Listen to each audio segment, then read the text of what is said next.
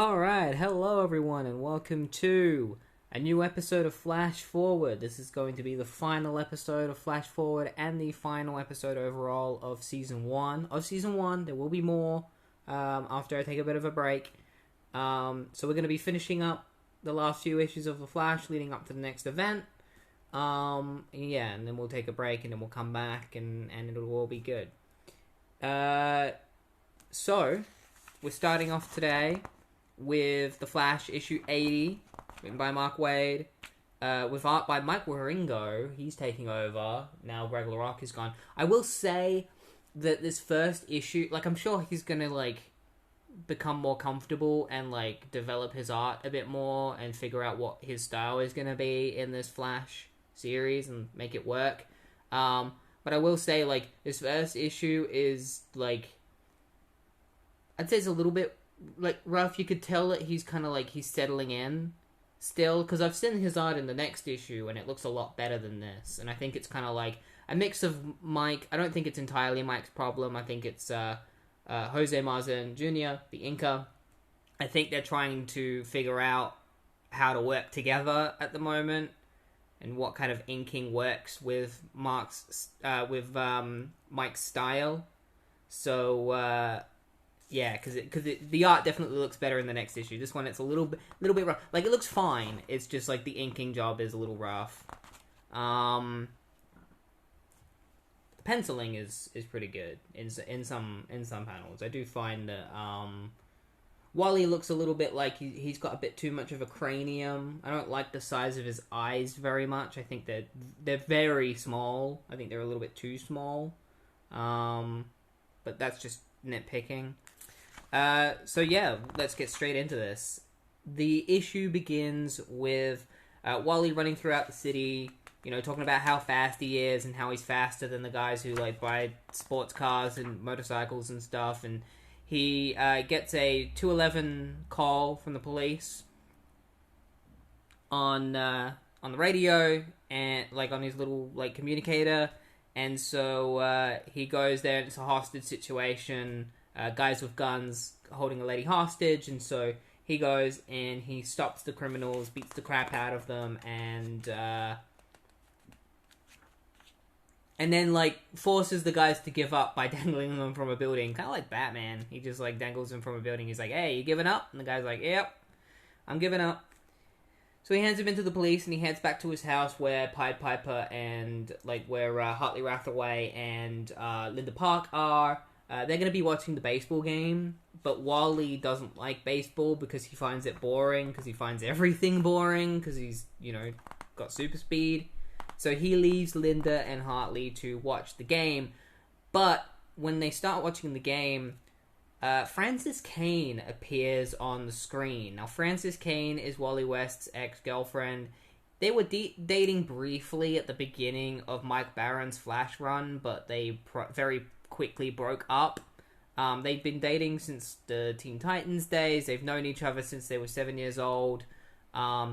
Frances has powers. She has magnetism abilities. She's shown to be floating, causing regular people to float. So I don't know if it's assumed that they have metal in them or something, and she's able to do that, or her powers have increased to being able to control anything and make anything float around and stuff.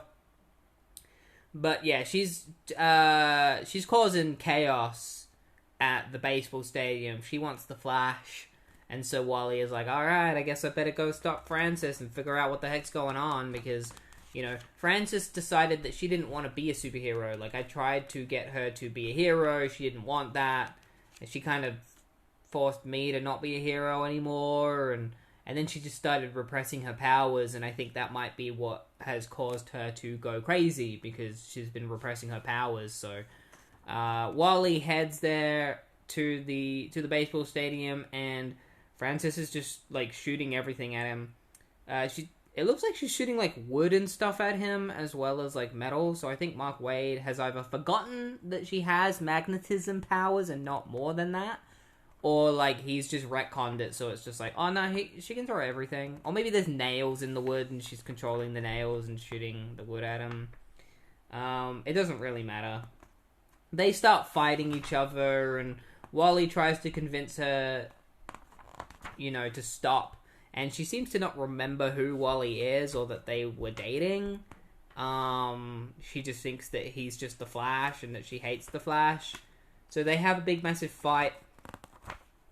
And eventually she manages to get a hold of Wally using her powers, and has him, trapped.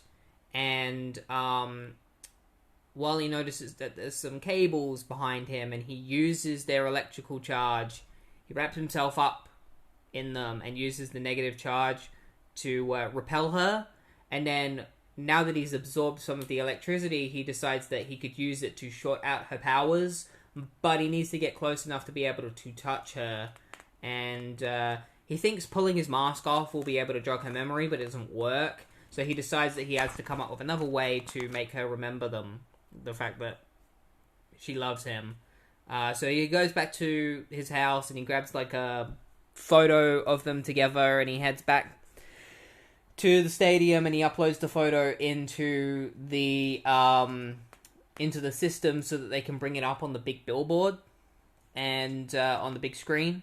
And he gets close enough to Frances to get her to stop, and that's when he sees, because she's fighting and stuff, he runs around her to get her to stop for a second so that she can look at the screen. And she looks at the screen and she sees a picture of Wally and her together, and that completely jogs her memory, and she realizes who Wally is and remembers that she's in love with him, and they make out. And there's a bunch of explosions that happen in the background that kind of make it look like fireworks. And Wally promises, she's like, "Oh, Wally, I'm so scared, you gotta help me." And Wally's like, "It's alright, everything's gonna be okay. You're not well, Frankie, I don't know exactly why, but we'll find out. You and me together." And she's like, "Don't leave me, Wally, I need you." And then meanwhile, Linda Park is watching and in tears. Because we're already getting drama in the Wally and Linda relationship. They've only just gotten together and already there's a love triangle going on.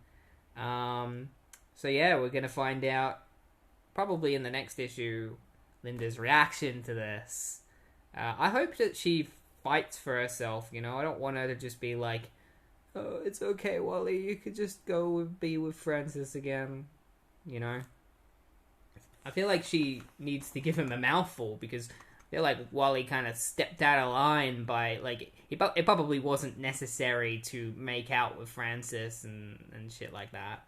So yeah, I hope Wally gets a bit of a mouthful. Alright, issue 81. We are continuing the story thread that continued from the previous issue with Francis Kane. This one is great because, the last one was good, obviously. I liked it. This one is great, though, because it's got Nightwing and Starfire in it, guest starring. We get to see Wally and Dick's relationship play out. Because, in previous stories, they have always been established as, being best friends. But previous writers have never actually really shown them actually being best friends and caring for one another, even in the Teen Titans, Marv Wolfman didn't really care about Wally, so he didn't really focus on his character, and so he didn't, or his relationships with the other Titans, unless it was romantic. So we never really got to see his Wally and Dick actually interact outside of just being teammates. So in this one, Mark Waid is like, no, they're best friends, and in the Titans at the moment, Dick Grayson isn't he's not a member because he got kicked out. The Titans kicked him out and replaced him with Arsenal. It was the government. The government were like, hey, we prefer Arsenal being the leader of the team, and we don't want you on the team anymore, so get out of here. And the other Titans didn't stop him. They kind of just let Arsenal kick Dick out of the team. And so he's down in the dumps, and he's lost all self-esteem. And so in this issue, Wally spends a lot of time being like, I'm gonna get Dick Grayson's self-esteem and self-confidence back. I'm gonna help him, because he's my best friend, and I love him. So, Wally is fighting the Combine, the enemies that debuted during the return of Barry Allen. And he's kind of struggling against them because their weapons are perfectly made to combat him. And that's when Nightwing and Starfire show up. They're like, hey, need a helping hand? And Wally's like, yeah, I'm glad you're here.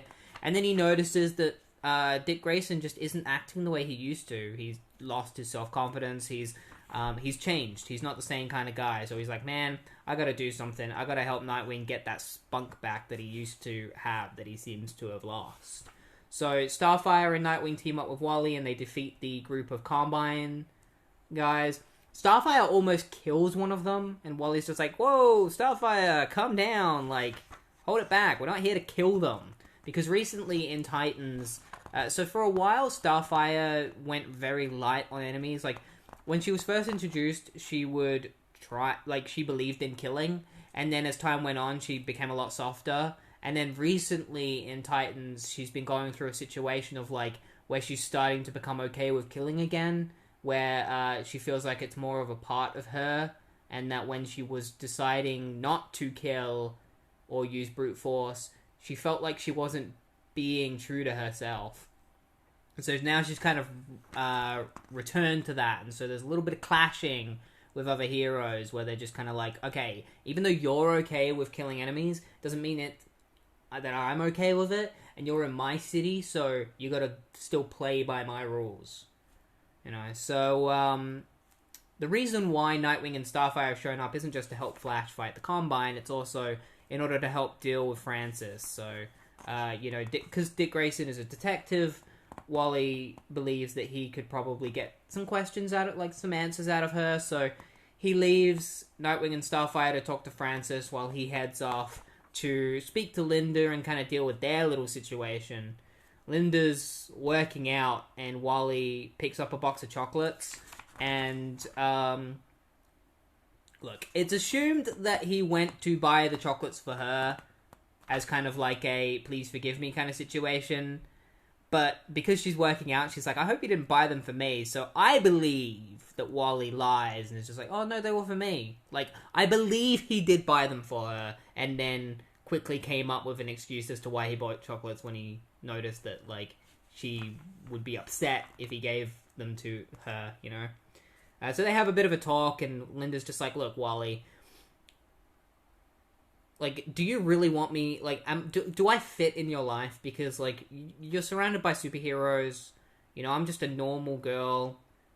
Like, is there room for me in your life? And Wally's like, of course. And she's like, no, don't be so impulsive with your answer. Like, think about it. It's very important. You know, I'm sorry, and, like, I gotta go, but, like, we'll talk about this more later, and she leaves. And so Wally goes to meet Nick and Starfire, and he's just like, man, things with Linda are rough. How do I gotta figure out how to show her that I do love her and not Francis. You know, I love Francis, but not in that way anymore. Because Linda understands why Wally did what he did with Francis, but she's still kind of like, yeah, but I still feel like shit. You know, it still makes me feel weird seeing you make out with her. I know it didn't mean anything, and I know you were doing it to help her, but, like, I still have feelings, you know? So Wally decides to hold off on that situation, and he, Dick, and Corey decide that they're going to go to the Combine's headquarters, because they know where their headquarters are, because the Piper has found out where they are, and he gets Pied Piper to build a special device for them, which we'll reveal what that is a bit later, so that they can infiltrate the headquarters. So they head to the headquarters, and Wally's just like, man, this is my opportunity to increase Dick's self-esteem and help with his self-confidence. If he helps me take down the Combine, he'll probably start feeling a lot better about himself. Meanwhile, the Combine, one of the members of their group, is going to get killed by their leader, who is just called Combine. Very generic dude. Mark Waid himself has gone on record to say that, like, he was like, I just can't, I'm not very good at creating villains. I'm great at writing heroes and stuff, but when it comes to villains, I've never been very good at that. At creating new villains. So they're going to kill this guy, and he seemingly gets vaporized, and they're like, wait, we were supposed to just kill him. He's not supposed to be vaporized. Turns out Wally saved the guy, and so he just throws him at the Combine, and then Wally's like, alright, I'm here to stop you all, like, come at me. And so they all fight Wally, and meanwhile, Dick and Corey are, like, hiding away, waiting for Wally's signal. Meanwhile, Linda has a confrontation with Francis that we don't get to see resolved in this issue, but she sees Francis, and you know, she's kind of talking to herself. She's like, I came to apologize for being so short with you this afternoon. Just like, she thinks Wally's at the house. She's like, Wally, it's me. Like, I came to apologize for being so short with you this afternoon. You deserve better than that. You told me over and over again that Frankie no longer means anything to you. I'm just here to say that I... And then she sees Francis, and she's like, hello, Linda. And Linda's just like, alright, I gotta leave. I guess I'm gonna go. And Linda's like, no. And she slams the door, and she's like, we need to talk. Now. Wally sets off the device on his... that, Pied Piper gave him, which sets off, like, a bunch of, it's like a, he calls it the ultrasonic oscillators, which broadcast waves of sound to jam the Combine's cannons. So he jams the cannons, and that allows Nightwing and Starfire to come in and fight the Combine. And then the Combine unleashes a giant robot that is extremely powerful. You know, Nightwing gets knocked out of a window. Like, Corey gets, like, entangled by the robot, and Nightwing gets knocked out of a window, and so Wally has to choose who to save or help. And Wally's like, Starfire can handle herself. I'll go help Dick because he's literally falling to his death. So he helps Dick, and Dick's just like, hey, you didn't leave her up there without backup, did you? And Wally's just like, what choice did I have? If anybody needed my attention, you did. Come on, we get her back... better get back up there before she runs into real trouble. And then the building explodes, and Dick's just like, Corey! He's like screaming. Big massive explosion, and as far as we know, Starfire is in some deep shit. So that is actually the end of that issue. We leave on that cliffhanger, and in issue 82 we're going to see if Nightwing and Wally, if Nightwing and Flash can save Starfire.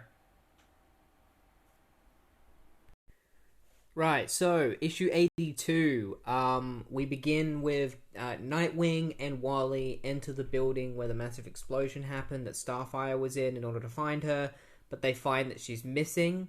Wally realizes that, like, the communication devices on his mask are on the fritz, so he and Nightwing decide to go and see Pied Piper, because not only can Piper tell him what the issue is with his communication device, but also he would be able to send them to their next lead. So they head off to go see Piper. Meanwhile, Starfire is being held captive by the Combine, and they have her tapped to a machine that's sucking her power out, her Starbolt power, in order to power their facilities. The Combine knows that she's a Tamaranian. He knows all about Tamaran. He's kind of hinting that there's more to them than they realize, than the heroes realize.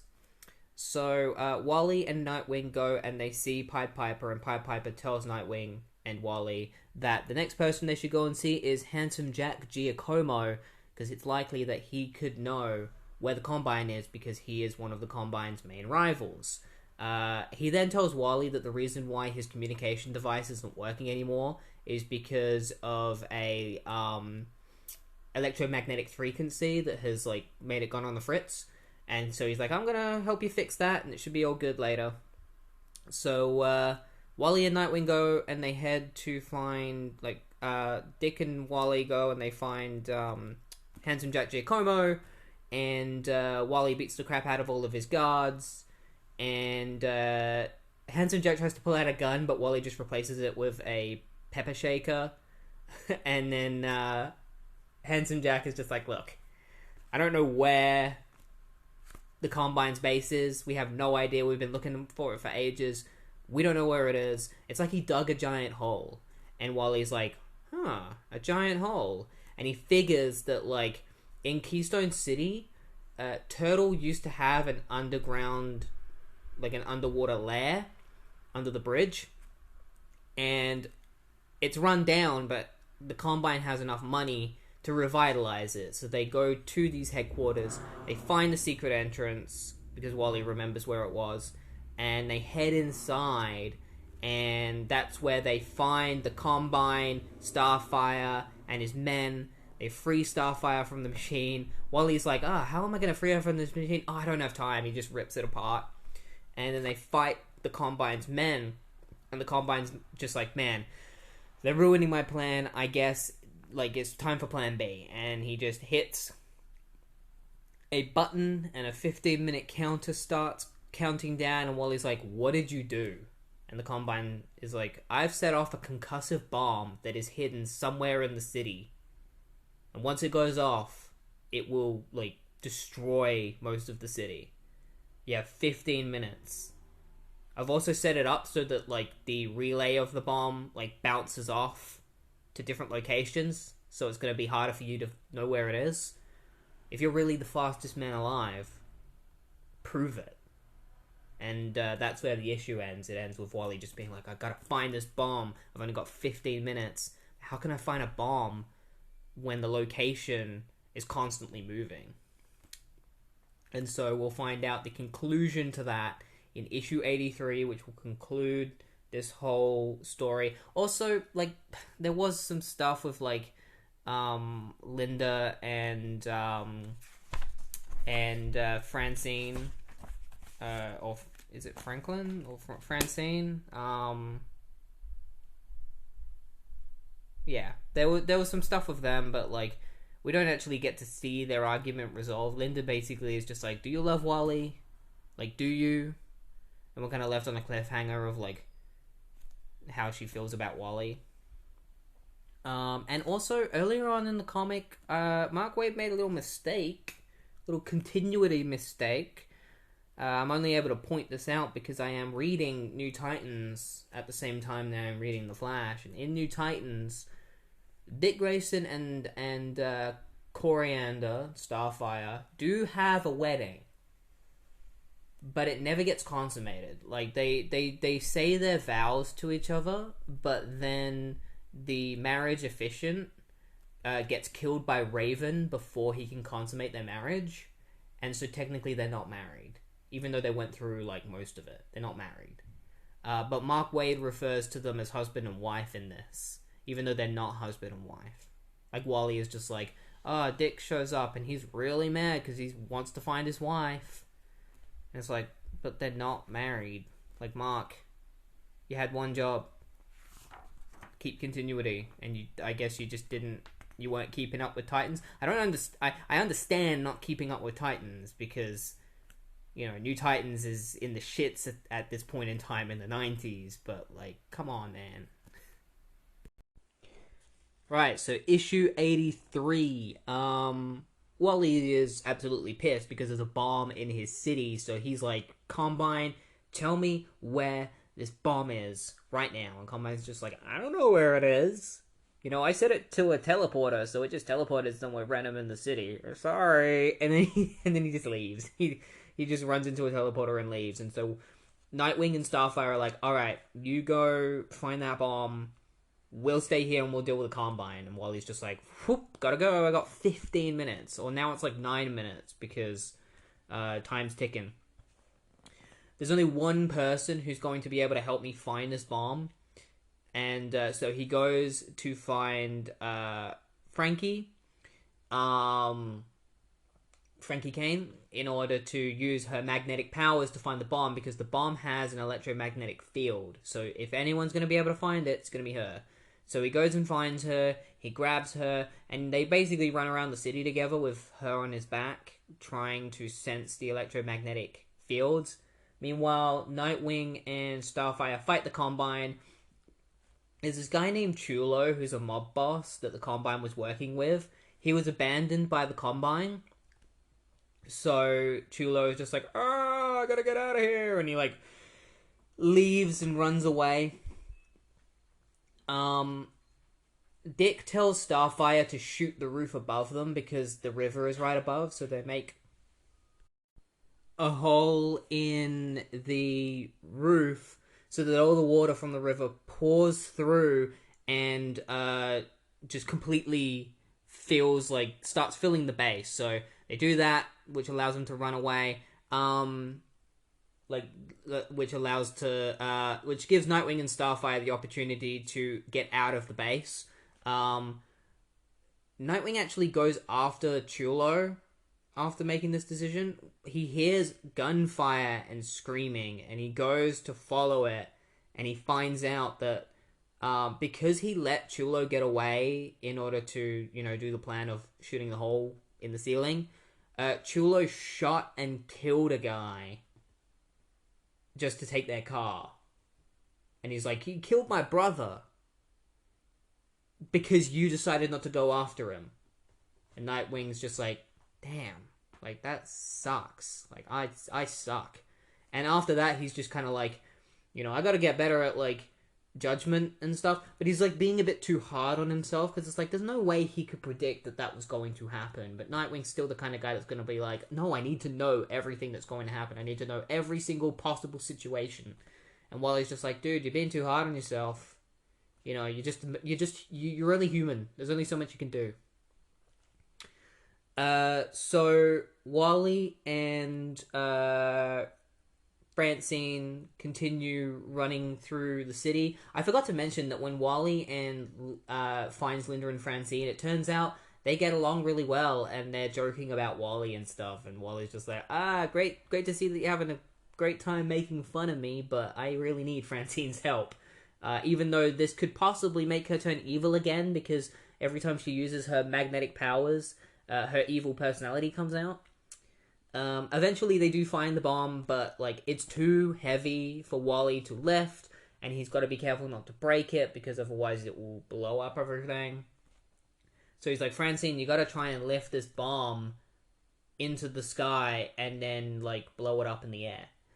And she's trying to do it, but like she's struggling. She's having a hard time. She's like, I can't do it. And Wally's like, look, I'm sorry I have to do this, but it's the only, like, I see it as the only way. I'm desperate right now. I thought about getting everyone out of the city to safety, because I thought we might not be able to find the bomb, but I wouldn't have time to do that. Now that we found the bomb, there's only one way to make you powerful enough to be able to lift it. And he tells her that he doesn't love her. He tells her to think back to the stadium, because she was strong enough to lift an entire stadium. He tells her that he doesn't love her, and that brings out her evil personality, and it gives her the power to push the bomb into the air and blow it up in the air. And then she turns on Wally, and Wally's like, hey, calm down, please. You know it was the only way to do that. Just let go. Let go of us, because we're never gonna happen. Just move on. And that allows her to release her anger, and presumably her evil personality is like she's gaining control of it now. And Wally's like, look, you don't want to use your powers. I don't want you to use your powers anymore, because I don't want you to have to go through this kind of thing again. So just don't use your powers anymore and try and live a normal life. And Francis is like, yeah, that sounds like a great idea. And then she uses her powers right after in order to fly away. And she's like, hey, a little use of my powers is probably fine, right? And she flies off. And Wally goes back and talks to Linda. And Linda's like, so did you and Francine, like, did you straighten things out? And Wally's like, yeah, I don't love her. I love you. And Linda's just like, wait, what did you just say? I was like, yeah, I love you. Like, and then Linda's like, well, if you love me, then, like, how am I going to fit into your life with all these hero friends? And Wally's like, hey, look, you're asking the wrong question. The real question is, how are these superhero friends going to fit into our life? And so Linda and Wally start making out. And Wally uses his powers to close the door. He creates a gust of wind that blows the door shut, because they're gonna have sex, and that's where it ends. It's a very wholesome ending, and that's the end of the Nightwing Starfire Flash crossover. And I'm guessing that we're going to see the Combine's going to come back in the future. It seems like that's going to be the overarching villain for a while. This was great. This was a really good 3-part story. After reading this, I really want Mark Waid to write. Like, I know he's writing. At this moment, he is writing World's Finest Teen Titans. I think it just finished. I would really love to see Mark Waid just write the Titans. Like, if somebody else hops onto the Titans book after Tom Taylor, I'd love to see Mark Waid give a crack, because I really like the way that he writes Nightwing and Starfire in this, and I think this is one of the only times Mark Waid has ever written Starfire. So I would love to see him get a crack at the Titans. I think he'd be a good writer. Especially if Wally's on the team, because it's just another opportunity for him to write adult Wally without having to put him back on the Flash book, which is something that he probably doesn't want to do, you know? Yeah. Alright, so issue 84. This one is actually done by a different artist for this one issue, Barry Kitson. And I will say, it's kind of hard to decide which one I prefer. I think overall I do prefer Mike Wieringo, because I feel like for some reason, even though Jose Martin Jr. does do the inking for the last few pages of like Barry Kitson's art in this issue, in the next issue, the inking is just so much better. So while I like Barry Kitson's design of Wally more than Mike's, I think Mike goes for a very cartoony, blocky kind of look. And I think I prefer, like, when Wally doesn't have a giant chin, like Chad-like chin. But like I said, like, the inking and stuff is so much better for Mike's. So it's, like, really hard to decide which one I like more. I think I like Mike's more for that reason. But anyway, this issue introduces a new villain named Razor, who is pretty surface level. He's just a mercenary. In this story, he's hired by this guy named Norwood, who worked for this company that was owned by these guys called the Valentine Bros, and basically they saw him as a problem. They fired him, and then Norwood sent them a message swearing revenge if they don't give him the ransom money that he's asking for. So Norwood goes missing, and then Razor shows up at a shopping center and attacks people and like starts killing people. We don't know what his identity is, but I wouldn't be surprised if the plot twist was that Razor is Norwood and that he turned himself into Razor. But the way that Wally comes into conflict with Razor is that he's visiting the mall with Linda. He actually plays a little game with these kids where they have like these little flash tokens, and he, like, throws them everywhere and then runs around and, like, grabs them all. And they're like, yeah, these are mine. And then Linda's just like, Wally, can you not show off your powers while we're out in the mall? Like, is there one time where we can, like, hang out at the mall and have you not showing off your powers? Wally's like, sorry, I get carried away a little bit sometimes.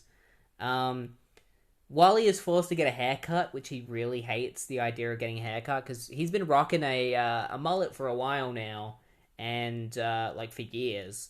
And so he gets a haircut, and then he hears somebody screaming, and that's when he finds out that Razor is attacking the mall. He's, like, cutting up people. He's basically this dude in this suit made out of what would later be known as lubonium, which is, like, this type of, like, lube consistency metal where anything that touches it slides off.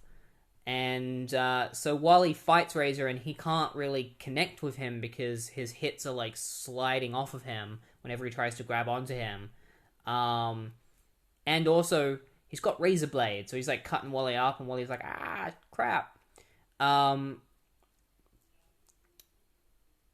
Razor cuts the cables of an elevator that has a bunch of people in it, and it starts falling.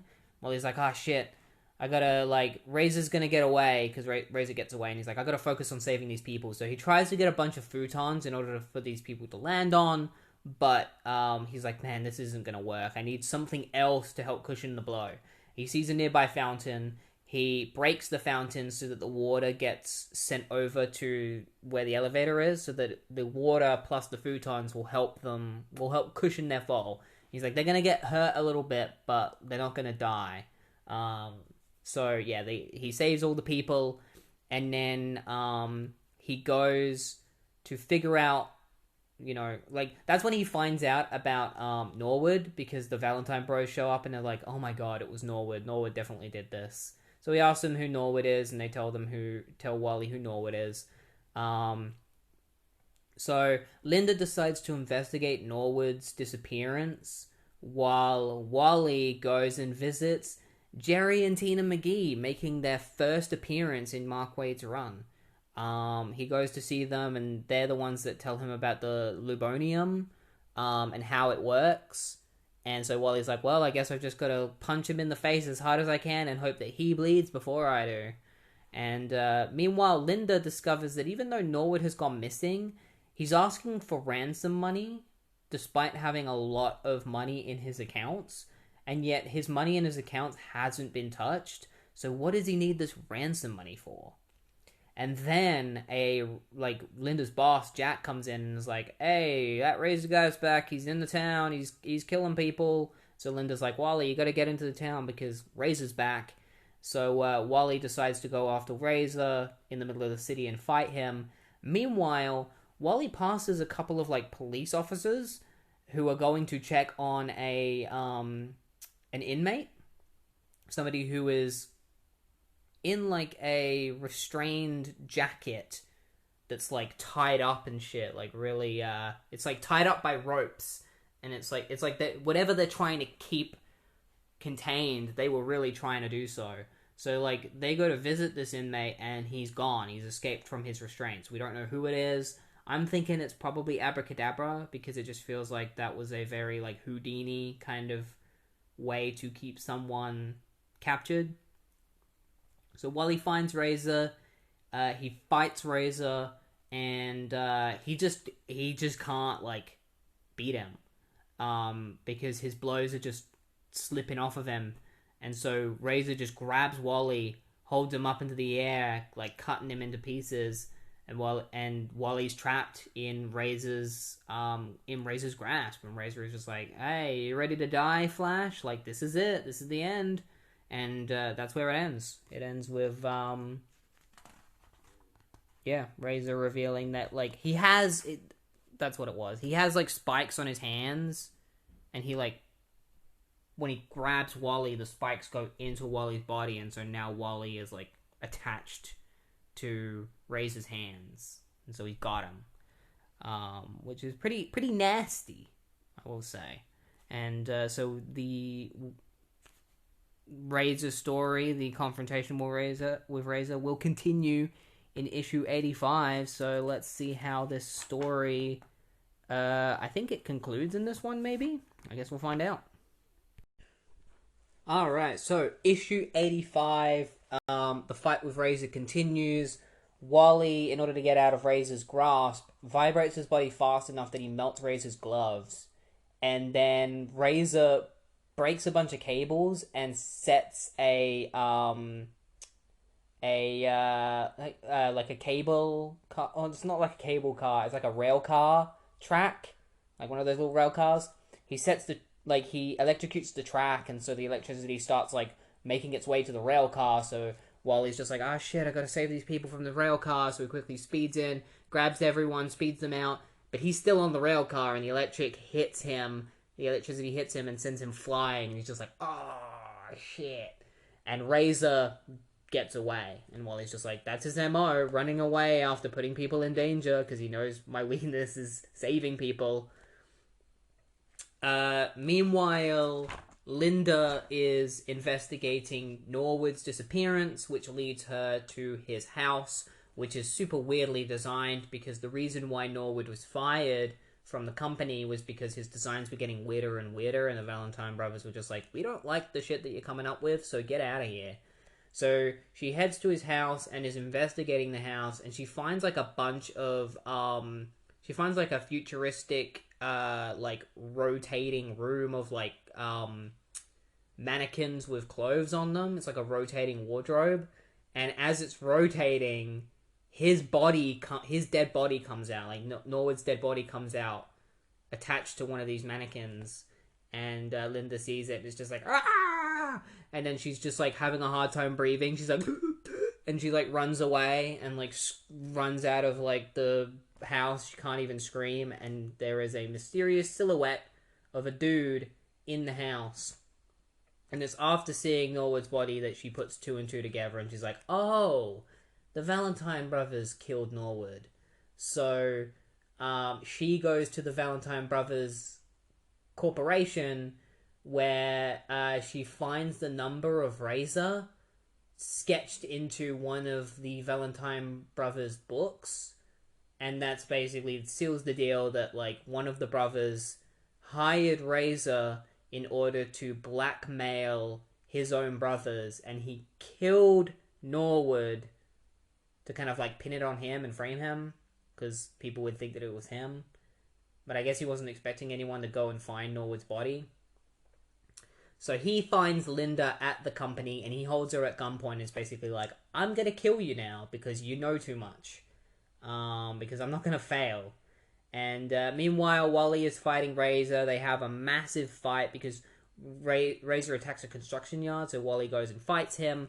Their fight, Wally is like, I can't grab him, so what I have to do is I have to try and just like get one nasty punch out on him and hope that it beats him. So he runs at full speed at Razor and hits Razor in his center of gravity as hard as he possibly can, sending Razor flying through a group of buildings and straight into a tank of tar. And even though the tar can't stick to him, Razor doesn't have any footing, so he's constantly just moving around in this tar, and he can't get out. And Wally's like, look, I'm gonna let you boil in this tar until the police come and get you, but before I do, I just need to ask you, like, who hired you? And Razor's just like, you know, I can't tell you who hired me and stuff, but like it's because you know, like I'm just doing my job. Like they wanted me to like I think he says like Norwood wasn't the one who hired him, and then he's like, then who did hire you? And that's like who hired you in order to kill.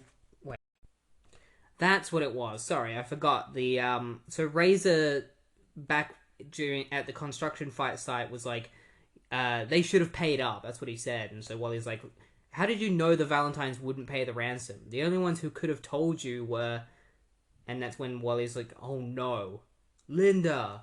And that's when he kind of figures out that the Valentines were the ones that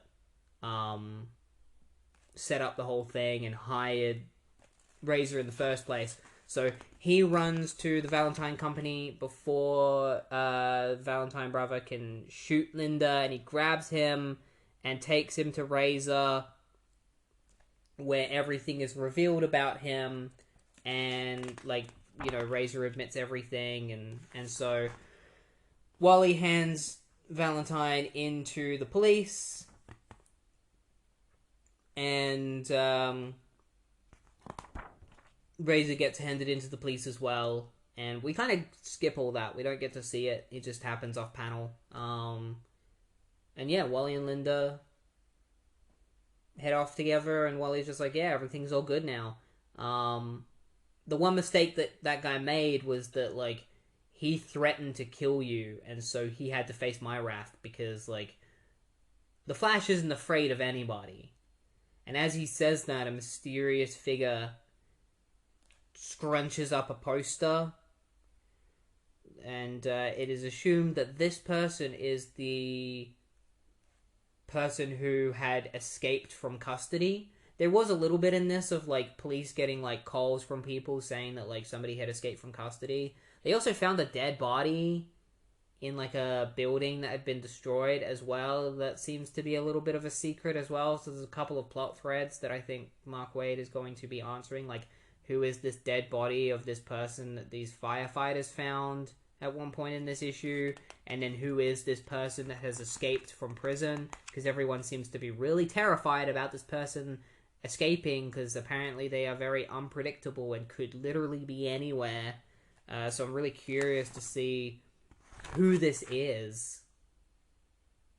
But yeah, that was issue 85. I will say overall, this was definitely like a story that was a bit of a step down from the previous crossover that we just had, and then like the return of Barry Allen. Because Razor isn't an interesting villain at all. He's just a very straightforward, like, I'm a mercenary, fuck dude, hey, what are you doing? Like, I'm gonna beat the crap out of you. And the Valentine brothers weren't like that deep when it came to being villains. They were literally just business owners. The interesting part about this arc is this prisoner that has escaped. You know, that is the thing that, like, that is the one thing that you get out of this story where you're just like, I'm interested in this, and I want to see where this goes. And it's interesting because the next issue has the return of a character that I did not expect to return, Argus. So, claps all around for Mark Waid because he actually stuck with what he said previously. Argus is coming back. I thought he was just going to have Argus say, like, oh, I'm going to come back, but I'm not actually going to bring the character back. But no, Argus is back in issue 86, and we're about to see what happens when he teams up with the Flash again. Right, so issue 86, with the surprise guest starring of Argus, a character who I did not expect Mark Waid to bring back. It begins with, like, so Wally was fighting this team called Team Turmoil, and then Argus showed up and helped him, and Wally just does not like Argus. He doesn't trust him, because he's like, Argus showed up in the city, and I still don't know who he is, and I still don't know why he's here, but he's been in Keystone for months, and, yeah, I just don't trust him. And Linda's like, dude, he saved my life, like, cut him some slack, like, he's just trying to help you, because they keep calling Flash and Argus partners on the news, and that really ticks Wally off, because he's like, we're not partners, I barely know him. The FBI find a device left by the Combine. It's a mysterious device. Wally's like, oh, it could be a bomb, it could be something else. You know, I've got to figure out what this is, and I want to do it before Argus becomes a part of this too, because I know that he's going to show up, and I don't want him to. Meanwhile, Nick Kelly, aka Argus, is infiltrating the Equaver family. Equaver is a mob boss. Equaver is like torturing a dude, trying to figure out the location of the device left by the Combine. And Nick Kelly's just like, man, this is the worst part of the job, is infiltrating mobs and then watching them beat up like innocent dudes, or like just dudes that don't deserve to be, you know, beat up. Because this guy gets beat to death basically with a baseball bat. It's pretty messed up. So after this, Nick Kelly goes and talks to the feds, like one of his Fed partners. But he doesn't actually reveal that the Combines, like that the Equaver family have figured out where the Combine's device is, because his Fed partner says that he doesn't like Argus, and so Nick Kelly's like, alright, fuck you then. Like, I'm not gonna tell you, because I'm gonna prove to you that Argus can be trusted, and that he is a trusted partner. So Wally is running out of leads because he tries to go to Chief Hotchkiss to run interference for him, but Hotchkiss wouldn't take the call, so he has to go and look for the only lead that he has, which is this guy named McIntyre. And so, I think that's his name, right?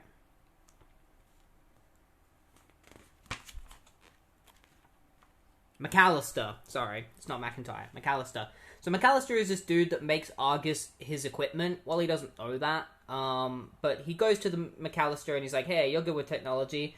Can you figure out what this is from this picture? And he shows him the Combine's device, and McAllister is like, look, it could be a bomb. It could be a VCR. Like, I really don't know from this overall design. You're just gonna have to go there and see for yourself what it is.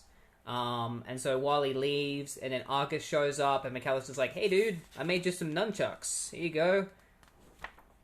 And then gives Argus some nunchucks so that Argus can go off to, find the device. McAllister badmouths Flash a little bit, and Argus is like, dude, there are some people in the city that do like the Flash. And when he says that, we see a mysterious person. Like, Argus is like, everybody loves the Flash. And then we see this mysterious person who very clearly does not love the Flash scratching a picture of the Flash in the newspaper and then like digging a lightning bolt into their arm, while a mysterious person, the same person that escaped from prison, I would assume, watching them from the outside. So we got a bit of a mystery on our hands, and it's a pretty weird one. Wally makes it past the feds to where the device is, tries to figure out what it is, but he just cannot figure out what it is. But he knows that the device can see him. It's like tracking him, and then Argus shows up, and the device, locks onto Argus as well and tracks them. And then that's when Aguaver and his men show up and start shooting at Wally and Argus.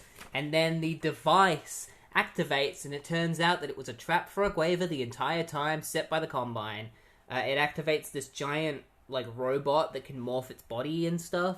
So, it tries to kill Aguaver, and Flash and Argyle have to protect Aguaver while fighting this robot. But it morphs around, Wally's hand and stuff, so, entraps his hand so he can't get out. And so Argus has to help free Wally. And then, the lights in the building get shut off, so Wally can't see anymore. So Argus is like, hey, I've got, heat sensory abilities, so I can still see the machine and the heat that's coming off of it. So Argus does the one thing that you think they would have tried to do from the very beginning. He just destroys the machine. And that works. He breaks it to smithereens, and that deactivates the robot. And then Aguaver, being the little bitch he is, tries to shoot at Wally and Argus. Wally's just like, he'll get this. And then Aguaver is just like, 2 dead heroes and no evidence on Loman. I don't friggin' believe it. The Combine had nothing on me after all. I hurt Boss Loman and left no trace of the crime. Did you? And then Wally grabs him and he's like, hear me? And as he's still, rambling, Wally brings him to the to the courtroom. And so Aguaver is like, me? I said I iced Jack Loman and left no evidence.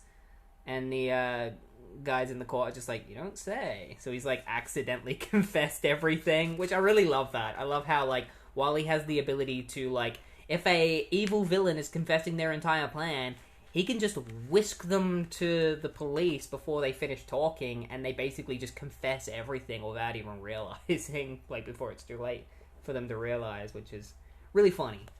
And Argus beats up the rest of Aguaver's men, and then reunites with Wally, and they don't like each other, but they've come to terms with the fact that they're going to both be in Keystone City, and so they're kind of just like, alright, I've come to terms, I'm okay with you being in the city, fighting, but I still don't like you. And so they kind of leave on those kind of terms. And that's it, that's the end of the issue. I didn't think that I would enjoy an issue involving Argus, but I think Mark Waid has done a good job with, taking a character that he had to create for an event and actually, doing something interesting with them and creating a fun story out of it. Who knows? Will Argus show up again in the future? Maybe not, but I was surprised that he even showed up now, so who knows? Maybe he'll come back. But he won't be coming back in the next issue, because the next issue, issue 87, is a Christmas special issue, another one. We did one not too long ago, but it's been another year since then, or a year's worth of Flash comics. So yeah, we got another Christmas issue. Christmas Rush. Alright, so issue 87. It is Christmas time, and this year for Christmas, it is incredibly hot. There is a massive heat wave going on in Keystone City. So everyone is just really frustrated. Wally is helping Linda make presents, and they're just both sweating and stuff and miserable. And then Linda has to go and pick up her parents, and Wally's going to go with her. She's excited for Wally to meet her parents. But then it turns out some guys are attacking the mall, which is heard over the radio, and so Wally has to go to the mall to stop these guys from stealing charity money. So he goes to the mall to stop them, which annoys Linda because she's disappointed that Wally isn't going to meet her parents. So Wally heads to the mall, and he fights these guys, stops them from stealing the money, and, like, the money goes everywhere, and then everyone in the mall just starts, like, stealing the money. Like, just all random people, and Wally's just like, what the heck are you doing? And, like, takes all the money from them, and he's like, Merry Christmas, you jerks. And then runs off and hands the money into the authorities. Wally heads back to find Linda. She's upset at Wally for, you know, helping people. Like, obviously, she knows Wally has, like, his job as a hero, but she can't help but be upset that he didn't get to see her parents, because her parents are out buying gifts, so Wally just missed them. Linda is opening up all of Wally's, like, fan presents, like, presents from fans, and it turns out that they're ornaments, and she's like, oh, more ornaments? You still haven't helped me put up the ones we have now. And Wally, because of the heat, is all frustrated, and he puts up all the, ornaments himself, and then this pisses off Linda, and she's like, that was uncalled for. She's like, you've forgotten decorating was supposed to be a team activity. It was supposed to be fun. And she slams the door on him. So I'll be back later with the party food. And so Wally decides that he needs to go off and blow off some steam by doing hero stuff. And what hero stuff is he going to be able to do? Well, right now at Taylor's Toys, everyone's going crazy buying toys and stuff. And then this gang of dudes called the Pretty Boys show up. And they start just, like, beating people up and being douchebags, stealing people's toys and stuff. And so Wally shows up to deal with them, beats the crap out of them. There's a swing set in the toy store, and he uses it to tie them up. And when they are tied upside down, one of them drops a bag of cocaine, and Wally's like, ah, shit, cocaine? Where the heck did you get this cocaine? And the guy is like, hey, we got it from Santa Claus. Like, he gave it to us. And then he got out. And so Wally is like, alright, I gotta go find these Santa Clauses who seem to be peddling cocaine around the city. So he heads off to stop these mall Santas. Meanwhile, Linda is holding her party at Wally's place. And Chester is there. This is the only time that that Chester Runk appears in this issue. Her parents are also there. And again, Wally isn't there to see them, so he misses them. And then Linda meets a guy there, and I thought, oh, is that Wally's dad? Because it kind of looks like him.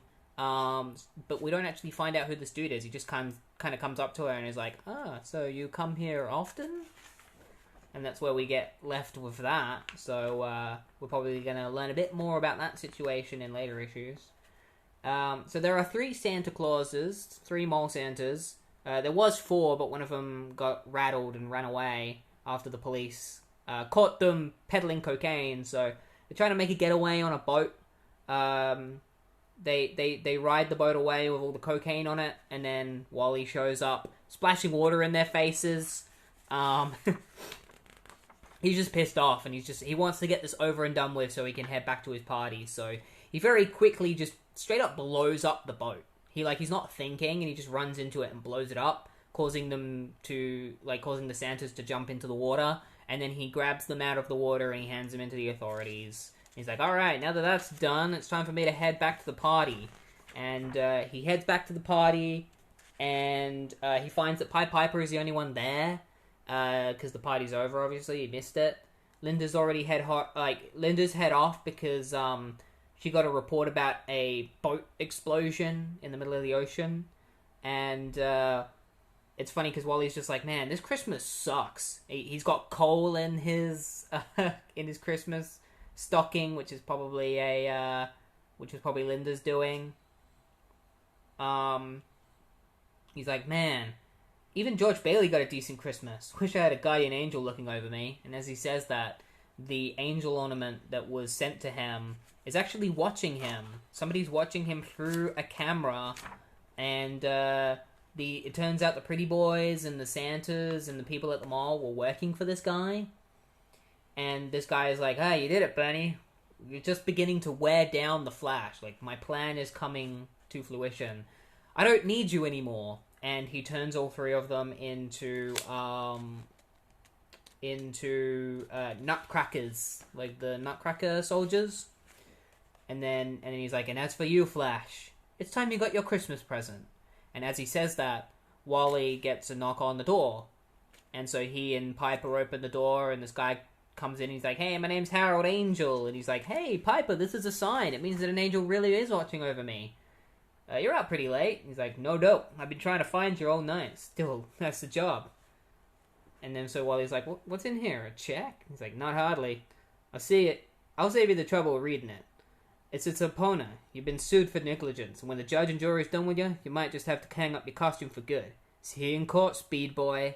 And so we're left on a cliffhanger of Wally is now being sued, probably because he blew up a boat in the middle of the ocean. So maybe he kind of deserves it, but yeah, we'll see what happens in the next issue and how Wally deals with getting sued in issue 88. So, issue 88, obviously Wally is being sued by somebody, and so he's kind of trying to take his mind off of it by dealing with other things. He's fighting Chillblaine, just a ripoff of Captain Cold, a bit of a joke villain that Mark Waid created. He turns Chillblaine's gun on himself and freezes him and then hands him into the authorities.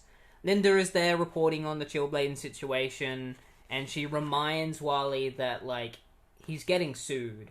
And Wally's like, look, I don't believe that this person is legit. I think they're lying because, I was there. The only people that were in danger were, because we find out that the person suing Wally said that she got injured during the fight with Razor. And Wally's like, look, the only people that were at risk of being injured were in the elevator. I saved them.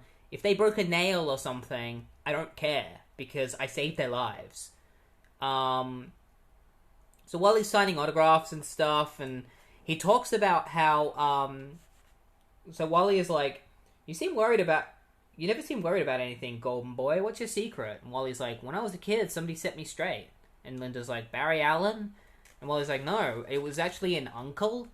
He sat down with me on the worst day of my life and promised me that my future was magic. And then she asked him who he was, and Wally's like, actually, I have no idea, never got his name. And that's when all of the reporters show up, and so they decide to leave, and they find the van where this person suing Wally is, and that's where he meets her face to face.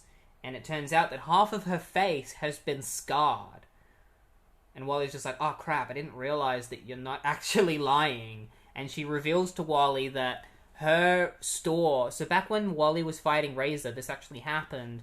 An explosion caused a massive fire, and Wally asked a nearby guy, hey, is anyone in that fire? And the guy was like, no, I don't think so. And so Wally didn't bother checking. Turns out this lady was apparently in the fire, in the burning building. It was her business. And because Wally neglected to help her, she ended up burning half of her face. But he was busy helping people in the elevator. And he was like, I was saving other people. That's why I didn't, go in. I'm sorry. She's like, oh, but you're the fastest man alive. Are you sure you didn't have time to help me? And, Wally's like, hey, you could just get, plastic surgery. That'll probably fix it, which is the worst thing to say in this situation. It's when all the reporters turn on Wally and they're like, hey, you think you're reliable for this? How could you let this happen?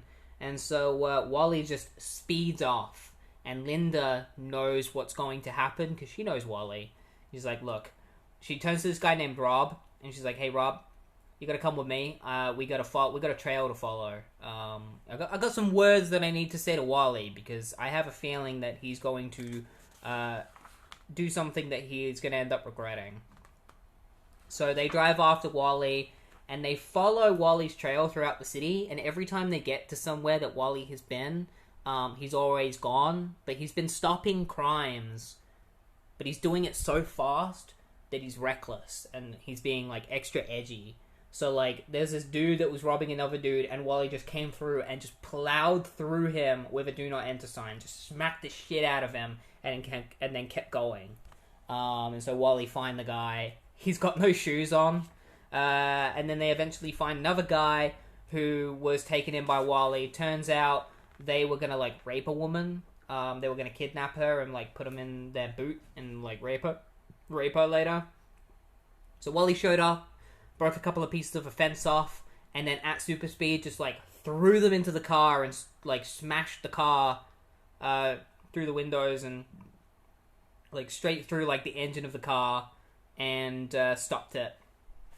And Rob's just kind of like, look, I know he's being reckless, but like these guys kind of deserve. Like, sounds like these guys kind of deserved it. And so they keep going to a place called Wade Cutlery, which is funny, where they find Mayor Lampert, whose family almost got gunned down by a gang, but Wally, without even stopping, ran past these dudes, throwing a ton of knives at them, and just like stabbed them, and like knives got into their shoulders and into their bikes, causing them to fall off of their bikes. Their bikes blew up, and then he just kept going. And like so far, like the people that Wally has been saving have been thanking him, even though he's been extra reckless. They're all been like, nah, like it was a miracle, you know. My family was saved by the Flash, and so the next thing that happens is that the New Year's countdown is going on, and so everyone's gathering around the ball that's going to drop, and Linda and Rob are there, and that's when the ball is frozen and smashes to pieces, and everyone's just like, ah, because like there's ice shrapnel going everywhere. It turns out it's Chilblain. He's come back, he's escaped from custody.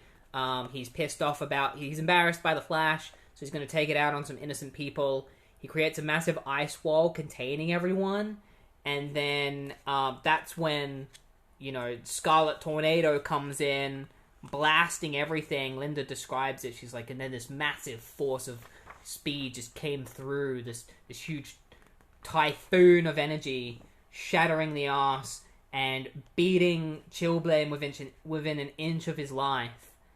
And then Wally collapses to the ground because he's burnt himself out. And Linda goes up to him. She's like, Wally, listen to me. What happened to that woman? You cannot punish yourself for it. And Wally's just like, I should have. And Linda's just like, should have what? Condemned 10 other people to death and trying to save one? Wally, I know what you've been trying to prove tonight, but you have to stop and accept reality. You're not the Golden Boy. You can't do everything. Not even the Flash can be everywhere at once. And this dude, this asshole comes up and is just like, that'll be for the court to decide, won't it, Miss Park? And Linda's just like, shut up!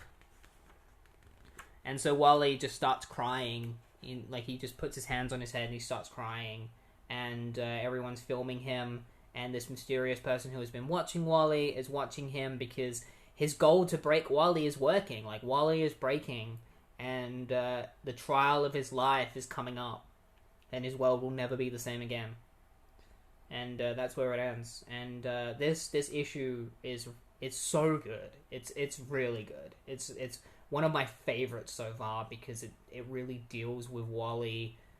The idea of like if you ever see anyone ask like, why doesn't the Flash just like stop everything at once? Show them this. Get them to read this issue. Because this is why the Flash can't save everyone at once. Because if they try, they end up breaking themselves. Like, it's too much for one person to do. Because they're only human. You know? A human being can only do so much. No matter how fast they can move. It's still taxing on the human brain. You know? This is why the Flash can't save everyone. Really good. Really good issue. So, issue 89. We've got some guest pencilers and inkers today. Chris Renkowitz, Mike Diodato Jr. So, yeah, Wally's trial is going underway. Alison Armitage explains what happened to her. How she was in her store and it was on fire. And it turns out she also lost her legs. They had to be amputated, which is really messed up. So things aren't looking good for Wally. The lawyer who is representing Allison seems to be a bit of a showman. And like, it's made painfully obvious where you're just reading this and you're like, that's abracadabra. Like, that has to be abracadabra. Like, somebody in the audience grabs a gun and tries to shoot this dude whose last name is McCulloch. I don't know if His name is Eric McCulloch. I don't know if that's supposed to be a reference to, like, Evan McCulloch, who is the current Mirror Master, or if, like, Mark Waid forgot that was the name of that character. But it forces Wally to jump out of the stands and save him, and it turns out that it was just an act by this dude. He's described as being a bit of a showman, so, like, yeah, you would assume, like, oh, that is abracadabra, like, that has to be abracadabra. And, so McCulloch hands his papers over to this bald dude, in the background, and then the trial begins, and he talks about how, like, the Flash, like, the superheroes of the city are supposed to be good Samaritans, and he's like, the Flash in particular is no simple good Samaritan, exempt from heroic responsibility. In fact, as a licensed law enforcement officer of the Justice League, he is, by his charter, obligated to use his enhanced abilities to save innocents in danger, not to turn his back when he's preoccupied. Your witness, Mr. Hayes? And so, Mr. Hayes, Ben, who has always been Wally's lawyer, speaks to Allison and goes over the situation of, Wally just not being able to save her. Like, he turned to a security guard and asked them if anyone was in the fire, and the security guard told him no. And so Wally went and saved the people in the elevator. So it's like, we're kind of using that as, like, being a way of, like, Wally made a last split decision. He thought there was no one in the fire because he was told that, and so he chose to help the people in the elevator. And Allison's just like, look, I suppose it could be true, but it isn't right. And Wally is thinking to himself, he's like, no, it's not. And so during recess, some guys try to steal a police bus, and Wally stops the bus and stops the dudes from getting away. He's like, that's the gift of speed. That's my responsibility. He's talking about how, like, he has a responsibility to help people. So, this kind of situation is going to affect the way he is during this trial, because eventually Wally's going to have to be on the stands, and he proves to be a bit of a stubborn person. Everyone comes to the stands. They're all talking about how, like, Wally made a last-minute decision, like a last-second decision, and he couldn't save everyone. And Wally is such a stubborn dude that he can't admit that he can't save everyone. So Ben comes up to him and he's like, I know you're tired, Wally, so we'll cut to the bottom line. Did you search blindly for victims before you caught that elevator? Wally's like, no, I didn't, but I should have. Like, I'm just going to read out this whole conversation because I feel like it's really important. Really? How so? By all accounts, you addressed the clear and present danger and ignored a potential disaster. Time forced you into a judgment call. One crisis or the other, it happens. Even you can't be in two places simultaneously. In your line of work, you must know what it's like to make those hard choices. No, I don't. I'm sorry, I didn't hear. I said, no, I don't. Damn it, I never had to choose before. And Wally just screams out to everyone, and they all kind of freeze, and he's like, so that's what this is really all about. You mean to sit there and tell me that until that moment, after all these years of doing what you do, you never once had to put one life before another? Who are you, God? No, I'm the Flash. Then learn the difference. But don't talk to them, Golden Boy. Talk to me. How long did you have to save that elevator? 3 seconds? Think back, Wally. No hindsight. Forget what you know now. I can't tie my shoes in 3 seconds. How did you know 3 seconds would be enough to save 10 lives? I didn't.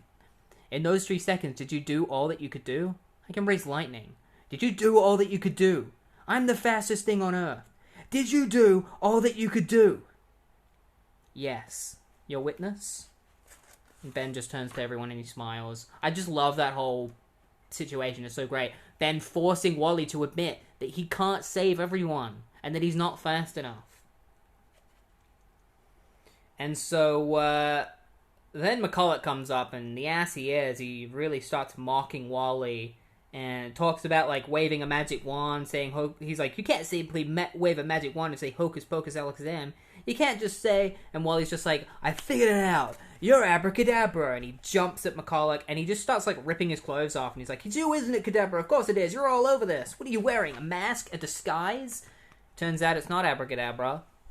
and that he beat the shit out of this dude, and he realizes that. She's like, no, it's you. And he's like, you've done it now, West, attacking a lawyer in full view of 100 witnesses. When I'm done with you, you'll be behind bars. You hear me? Behind bars.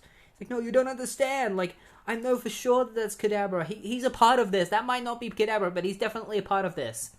And that bald dude that I mentioned earlier, that's Abra. Because he is watching this and he smiles. That's why I mentioned him earlier, because he was important. So it's definitely Abracadabra in disguise. Wally gets locked up in prison, but then he gets let out right away. Turns out they forfeited the case over to Allison.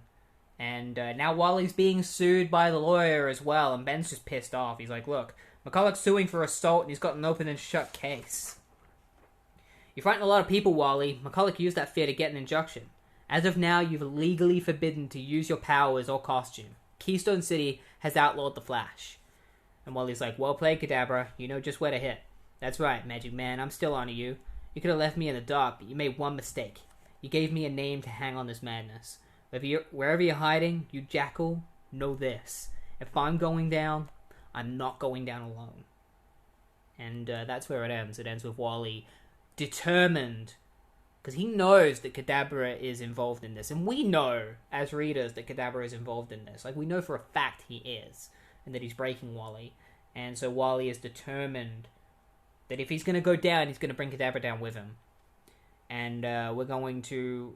this story will continue into Flash issue 90, so we're going to see, like, is Wally going to be able to take down Kadabra? Is this the end of the Flash? Probably not, because we know that Wally would continue to be the Flash for many years after this. But yeah, we'll see. Right, so issue 90 begins with Wally talking about how, like, the police are chasing after a criminal, and he's like, I would be there alongside them, except I'm the criminal they're chasing after, because I've been outlawed by the entire city thanks to Abracadabra, because I know for a fact that it's Abracadabra who is behind this, and I'm going to prove it. The whole city has created measures in order to keep Wally out. McCulloch wants to keep Wally away from him at all times, and he fails because Wally just gets past all of his security and meets McCulloch in his office, and is basically like, look, you're usually a good guy, right? Like, you're a good lawyer, you might be a bit of a showman, but you're a good guy. So what changed? Did you just suddenly snap and decide to just take down superheroes for no reason? Or is Abracadabra is Abracadabra blackmailing you somehow? And McCulloch is like, I don't know what you're talking about.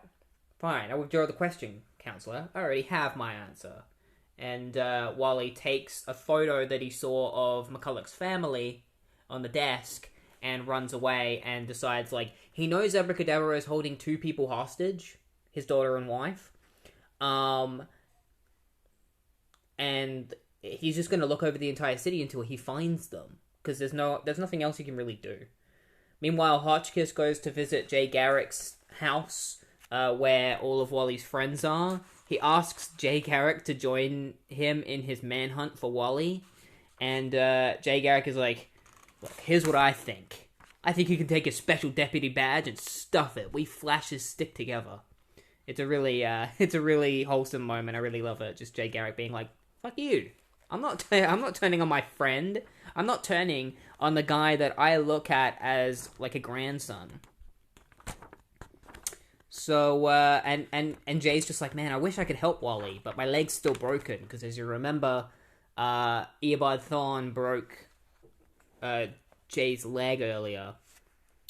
So, in the Return of Barry Allen story arc.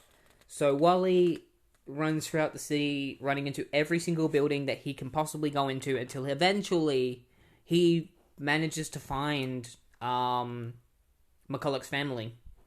They're suspended in a water tank, tied up in chains. Wally jumps into the tank, and then realizes that they are holograms. But it's too late. The chains are up around him, and he gets stuck in there. And that's when Abracadabra shows up, and he's like, hey, I gotcha. You fell for my trick. I set this all up because I just wanted my revenge, because you got me stuck in this era, even though in the 64th century, like, I could have been a monarch. Like, I could have, like, people worshipped me there, and now I'm stuck in this backwater place. He's like I'd wish that on any civilization. I thought you were in jail. And Abracadabra's like, yeah, I got out. Like, they set me free earlier, and by that I mean, like, I'm an escape artist, so I just escaped.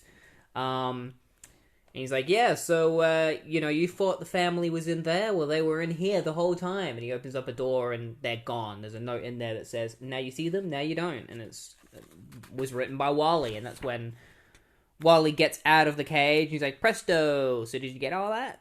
And it turns out that Chief Hotchkiss is there, recorded Abracadabra's entire confession, because Abracadabra admitted that, like, he went to Alison Armitage and used her in order to ruin Wally's life and stuff like that. So they've got it all in recording, and Abracadabra's just like, how did you figure this out? And Wally's like, I knew from the very beginning that this was a trap. You may have caught me the second time I came here, but you didn't get me the first time. See, I came here a little bit earlier. I saw that it was a trap. I looked around the entire building without you even realizing, found them, got them to safety, and then set off your trap on purpose. And so Wally and Abracadabra start fighting, and Wally throws a bunch of cards at Abra, because he's got circuitry all in his body and stuff, and it kind of, like, breaks his circuitry, so he starts going on a bit of a electric fritz, and there's water everywhere, because Wally has just broken out of a water tank, and Abra would rather go through the water and hit the console on the other side, electrocuting himself, than be captured by Wally. So a massive explosion happens. Wally grabs everyone, including Hotchkiss, and gets out of the building with them. And then when they re-enter the building, they find that Abracadabra is completely gone. And Hotchkiss is like, did he get incinerated? And Wally's like, yeah, you're new to the whole supervillain thing, aren't you? If you don't find a body, then that means that they're probably still alive. And we're just going to have to wait for Abra to come back one day, because he probably will. But for now, he's gone.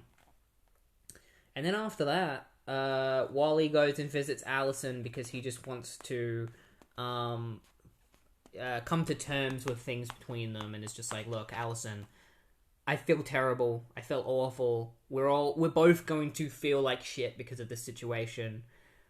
I just want to tell you that, like, if you ever need anything, I am here. And Alison's like, okay, I'm just gonna have to think about it.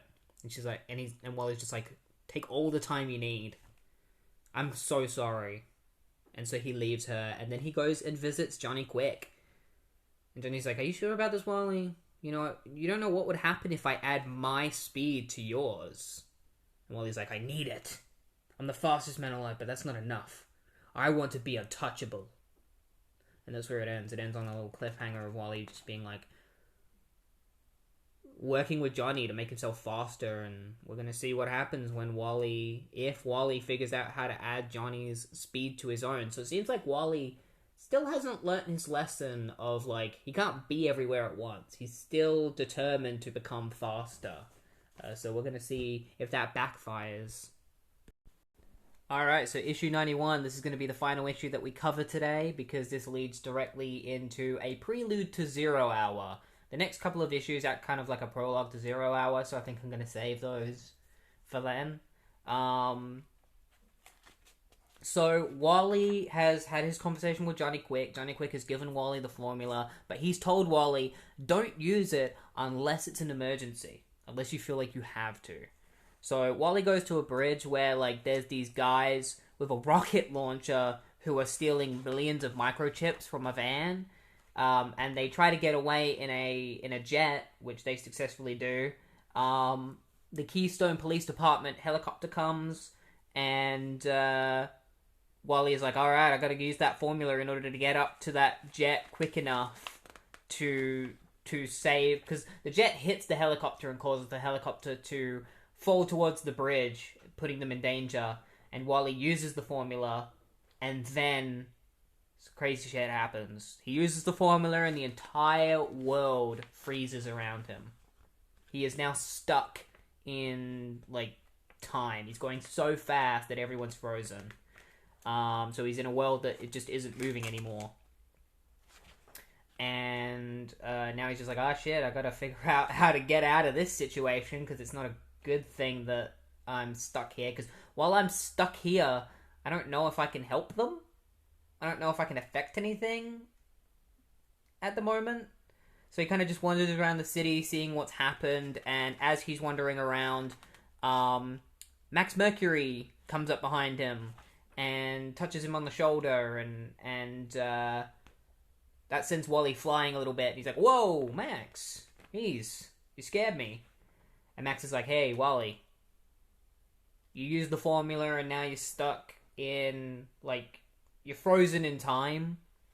And I think this is the perfect time for me to teach you a lesson, because I know why you're doing this. The only reason you've used this formula is because you're still headstrong about being able to save everyone. Like, why haven't you learnt yet that you can't save everyone?" And so Max takes Wally around the city and proves that to him. Wally finds an old man and a car crash that has already happened.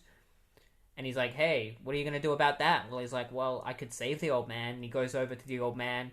And then Wally's like, "He's already dead." And Max is like, "Where were you when this happened?" And Wally was like, "I was at the bridge saving some other people." And Max is like, "Then how could you possibly have been here in order to save this man?" And then they go to a building that's on fire, and they find a fireman saving a little girl. And he's like, "Wally, where were you when this happened?" He's like, "I was on the bridge." He's like, "Can you see what I'm talking about? There's no way you could have been here to help this girl, but luckily, this firefighter was here to help her. You can't be everywhere at once." And Wally's like, "Well, Yoda, I must admit I'm disappointed. I figured you'd say something more profound than, 'I'm afraid to make those life and death choices.'" And Max Middleman's like, "I didn't say that." He's like, "Boy, you really know what buttons to punch, don't you? Popping off with answers to questions I didn't even know Hey, what is it? It was you. It was you, wasn't it?" And Max is like, "What?" Well, he's like, "When I was a kid, this guy came up to me and turned my life around, and, said that my life, like, saved my life, and that someone was, and, like, he basically says, like, swore to me that when I grew up, I'd live bigger than I could ever imagine, saved my life, and that someone was," and then Max Middleman is like, not Max Middleman, that's an actor, Max Mercury is like, that wasn't me. Am I supposed to resolve all your issues? Let's just concentrate on this one, okay? I'm beginning to feel the burn. And so this whole time, Max Mercury has been kind of sweating because he's trying to keep up with Wally. Because unlike Wally, Max is not stuck in time. He's just going so fast that he is able to talk to Wally in this time-frozen realm. So it's really hard on him.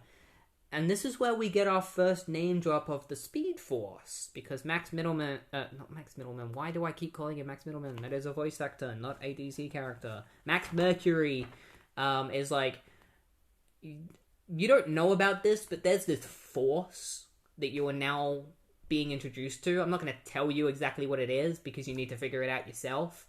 But there is a force that you are discovering. And while he's like, "This Speed Force that you're talking about? Like, I don't know what you're talking about. Barry never mentioned any kind of Speed Force." And Max is like, "Yeah, because Barry didn't know about it until he died. The moment he died was when he found out what the Speed Force is." So, like, at this point, like, Mark Waid has already knowingly set things up for a future writer to bring back Barry Allen, because even though he doesn't outright say it, this is straight up him hinting, like, maybe Barry is stuck in this Speed Force. Hinting that, like, when he died, he became one with it. So he's already kind of left open for people to be like, "Hey, if you want to bring back Barry Allen, here's your way to do it." And so Max eventually becomes so stressed out that he ends up freezing in time with everyone else because he can't keep up with Wally anymore.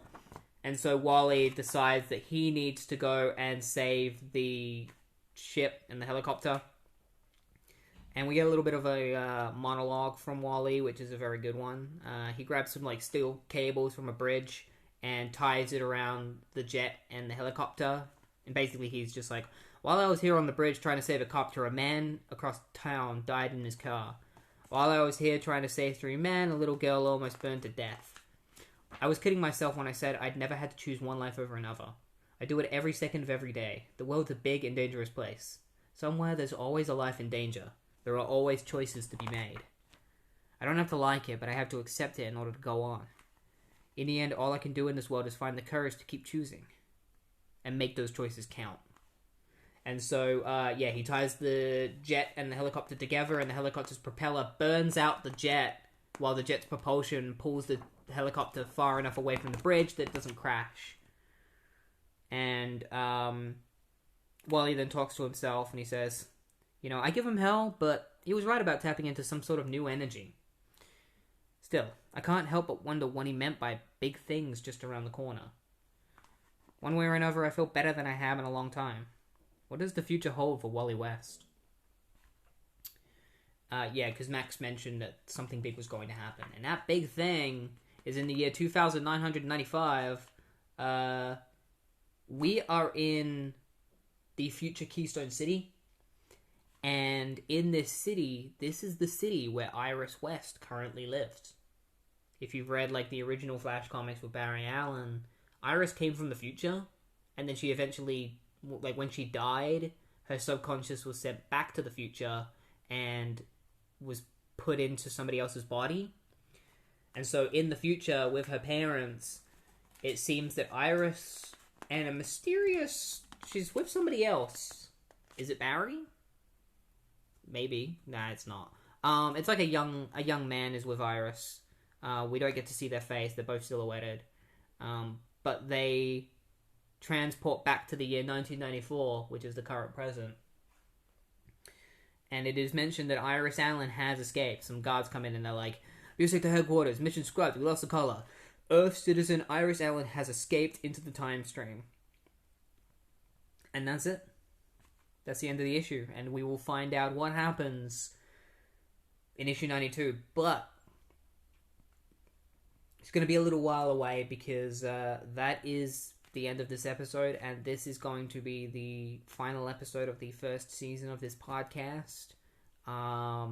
It will be coming back again, but it's going to be a little while because I'm going to take a week off, and then after that, when I come back, before we continue with 0 Hour, I thought I would do a little in-between, special thing. Because we haven't done any Marvel stuff on this podcast. And because I'm doing The Flash and, these DC events, it's really hard to find a time to fit any Marvel stuff in between. And I thought perfect opportunity would be between each season we do a Marvel-related thing. So I picked a Marvel character, and not next week, but the week after... I will be starting that Marvel character, and we're going to do the entirety of their first volume. So the character is Moon Knight. So not next week, but the week after, I am going to be covering all of Moon Knight Volume 1. So it's going to be 3 weeks of Moon Knight. We're going to do the whole thing, and that will be what we do in between every season. Every season, in between every season, we'll do a volume of Moon Knight.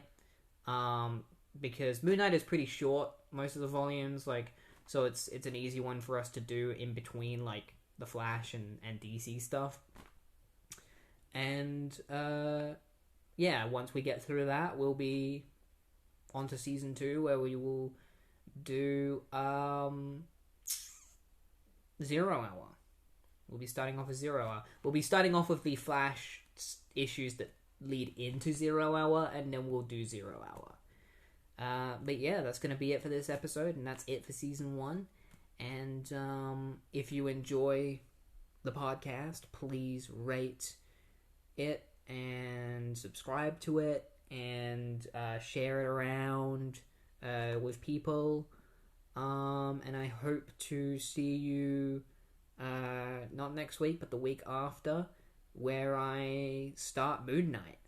And I hope you join me for that, because Moon Knight's more of an obscure character, and that's another reason why I picked him, because I was like, that's an interesting one to do, because it'd be boring if I was like, oh, let's just do Spider-Man, and Spider-Man's too long for me to do.